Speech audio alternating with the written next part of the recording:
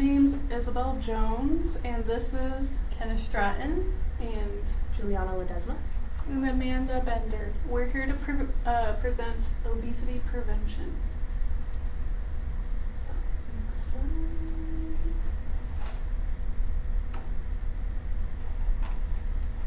So what is obesity? Obesity is classified as having a BMI of 30 or higher, and you can calculate that by taking your weight in kilograms divided by your height squared.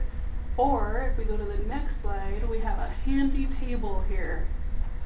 And I'll hand this out to you so we can find your BMI.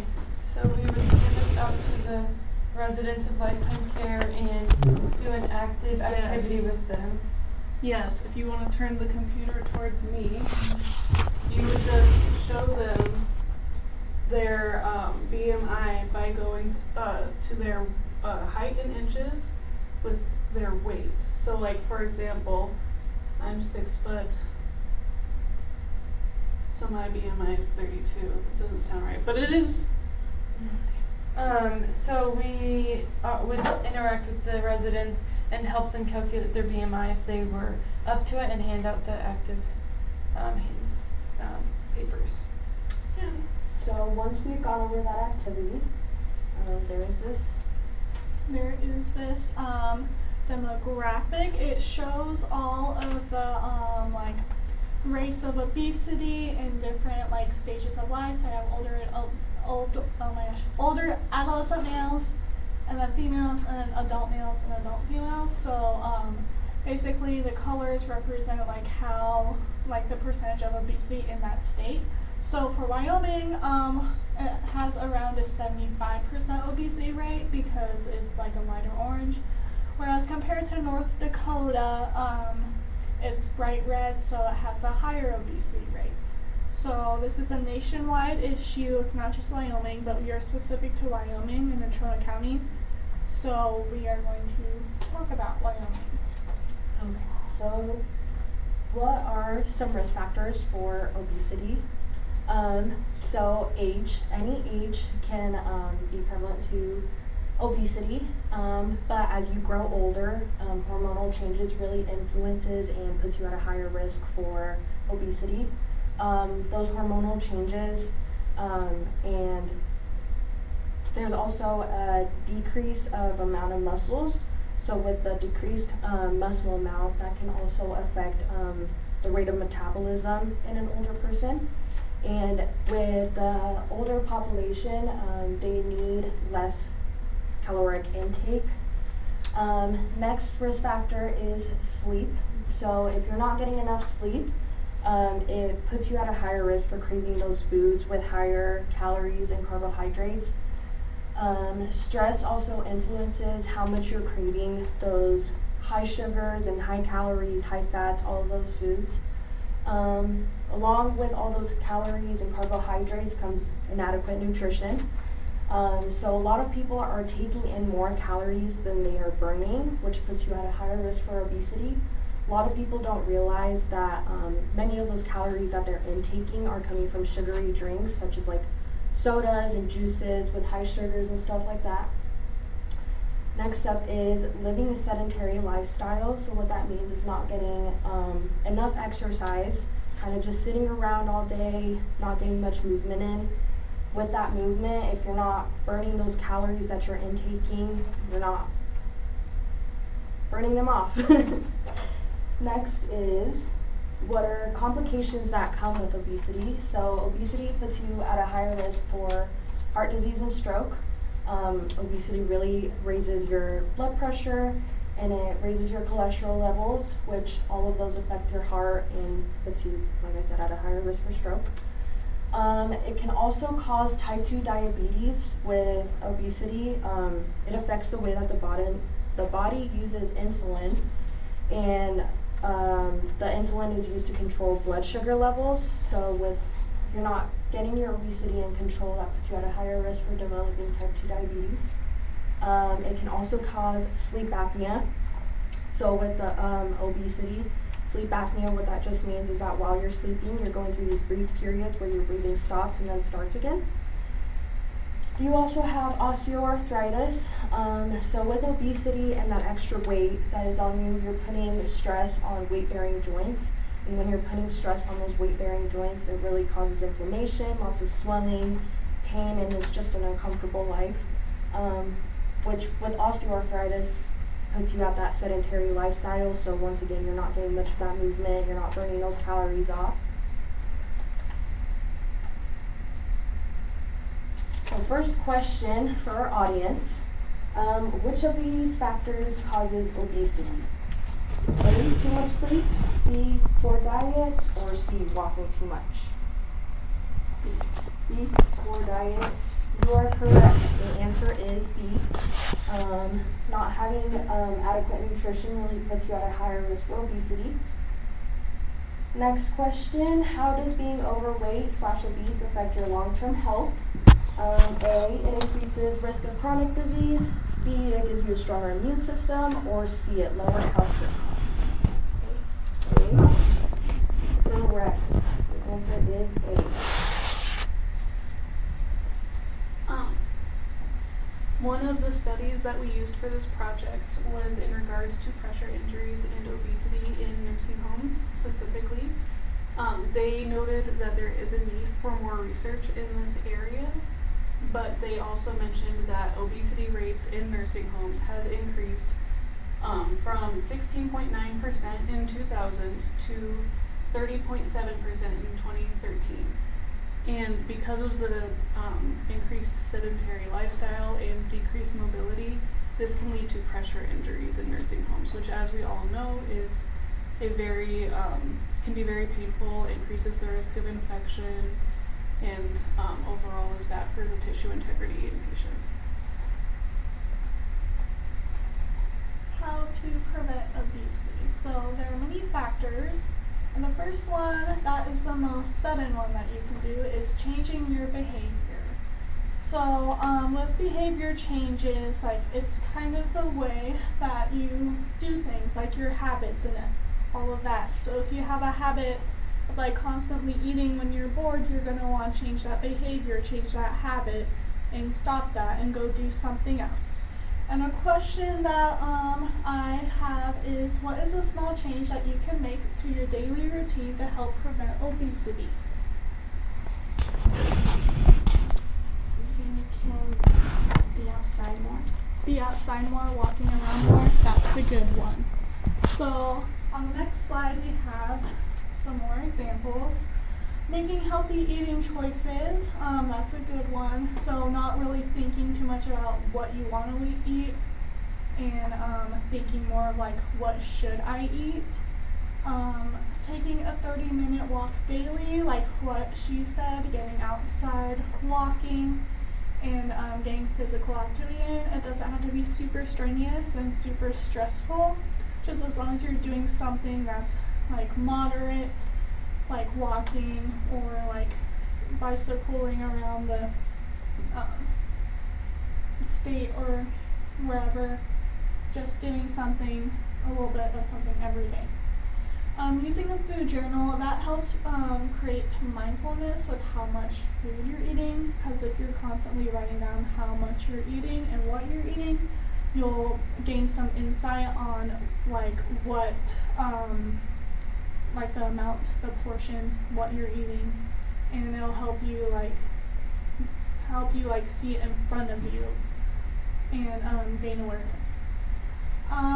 Practicing mindfulness, so just knowing what you're eating, reading nutrition labels, and all of that, because if you read like the back of like a juice label, you might think that's healthy, but actually there can be like 20 grams of added sugar in that one serving of juice. So always paying attention to that. Positive self-talk, that one's a big one, because if you're in a bad headspace, you're going to fall into bad habits. So if you're going to be positive, you're going to be feeling better and having better habits.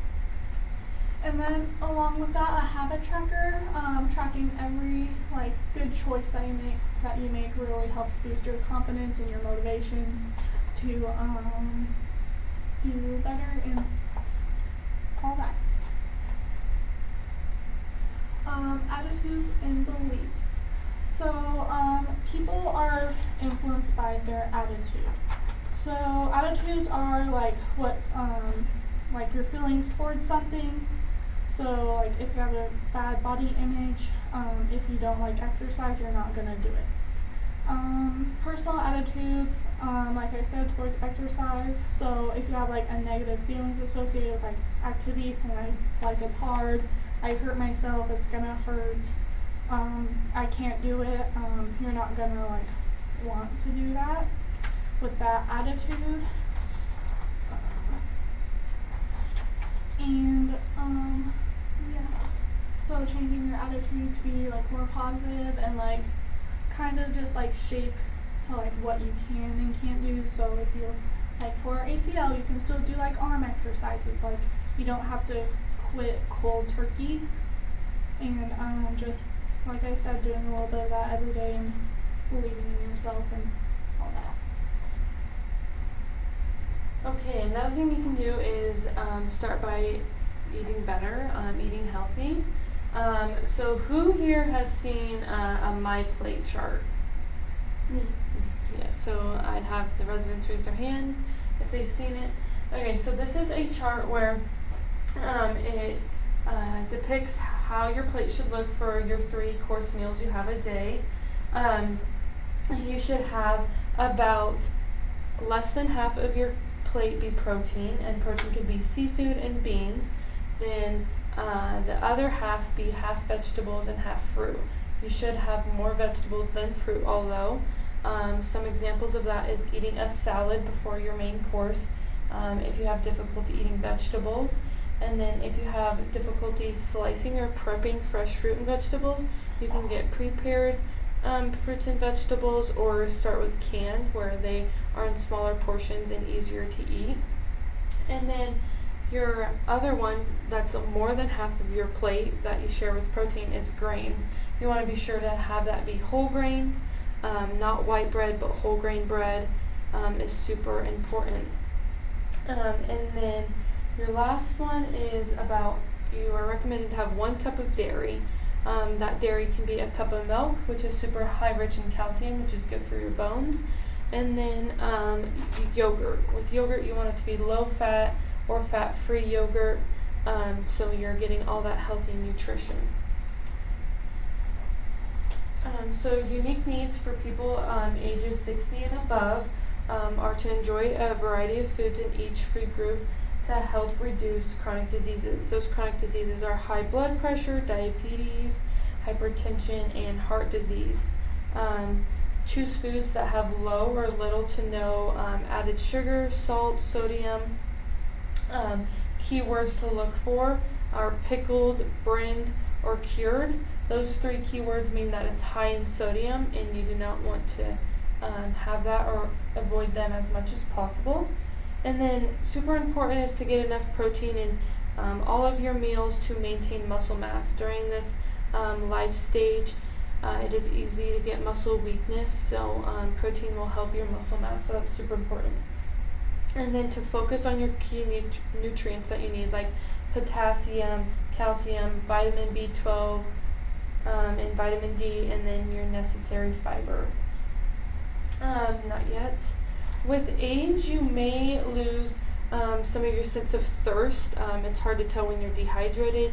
You feel less thirsty, but you still need to drink water often. Also, you can do low or fat-free milk or 100% juice. Like they stated earlier, it's super easy to think juice is a healthy option, but most juices do contain a lot of sugar, so you want to make sure that it is 100% juice, like cranberry juice or orange juice, to help you stay hydrated.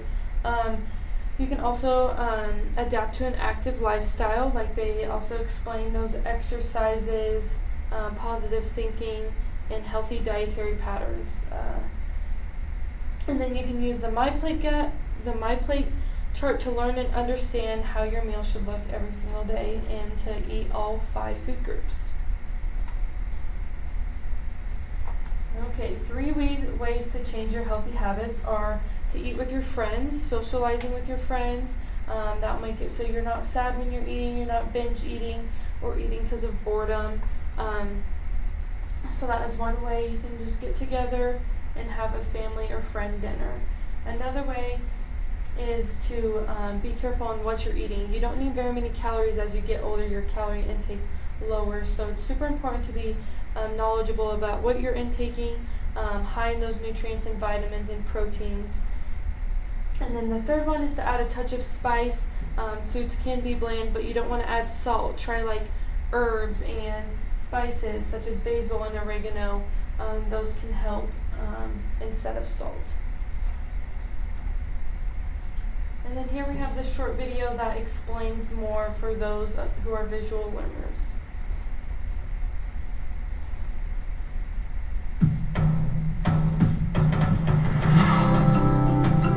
Why are healthy eating patterns important for older adults? Nutrient needs change as you age.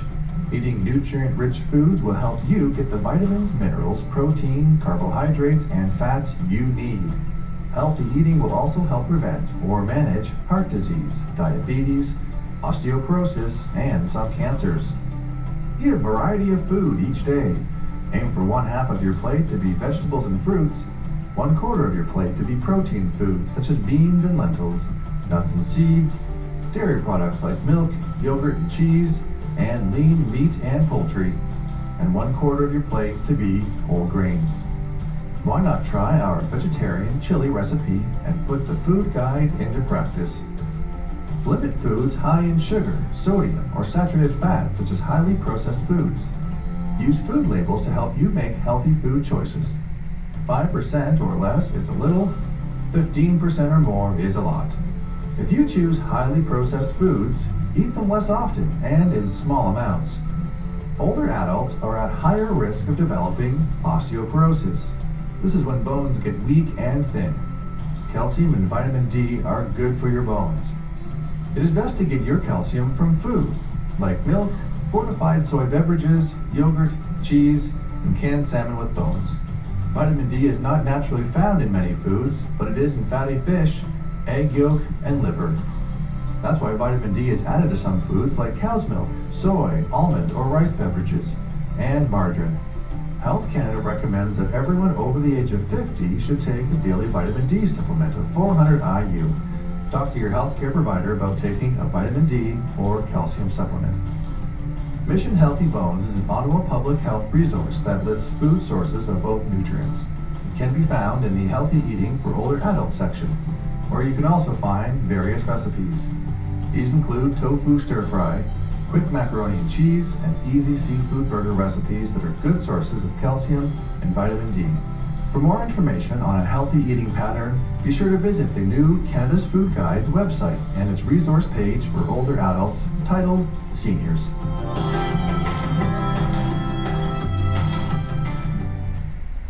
Okay, do you guys have any questions about that video? No. Okay, perfect. So, now a little pop quiz.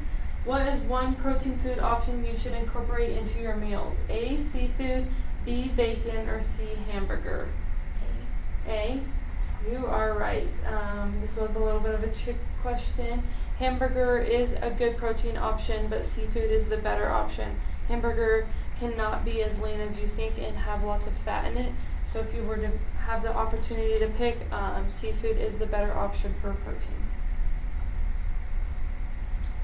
Another way to prevent obesity is to exercise. So I know here at Life Care, you have a lot of opportunities to get moving. I know they have dancing, yoga classes, and the cardio drums, but you can also exercise by walking if you're able, or do some chair exercises, which I will demonstrate here for you now. So, for the chair exercises, you can do a heel raise, which is just when you raise your heels. You can do that while you're sitting. You can just lift your legs too. And then, if you're not able to move your legs, you can do arm exercises like arm circles and chest flies, which is essentially like you're doing dumbbells. And then you can, if you want to work on your core, you can do like seated twists. Okay. We would have our people demonstrate that as we do it.